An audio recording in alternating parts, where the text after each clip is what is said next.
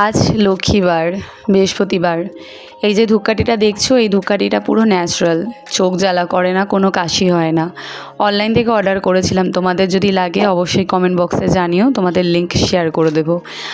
আর এইভাবেই আমি ঠাকুরের পুজো দেওয়া শুরু করি। প্রথমেই আমি প্রদীপ আর ধূপকাঠিটা জ্বালিয়ে নিই, তারপরে আমি লক্ষ্মী মায়ের ঘরটা সাজিয়ে নিই।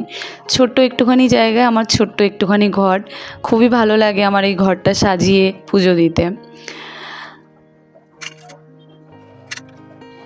সাজানো হয়ে গেছে, এবার আমি আসনটা সাজিয়ে নিয়ে ধূপকাঠি, দুব্বো আর ধান দিয়ে ঘরটা বসিয়ে দিলাম আর বাটাগুলো সাজিয়ে দিলাম। দেখতেই পাচ্ছ আমার একটুখানি জায়গায় কত সুন্দর ঠাকুরগুলো ছোট ছোট, আর ছোট ঠাকুরই আমার খুব ভালো লাগে। শিব বাবাকে জলও ঢেলে দিয়েছি, সাজিয়ে নিলাম আসনটা, যতটা মন্ত্র জানি সেই মন্ত্রগুলোকে পাঠ করে নিলাম।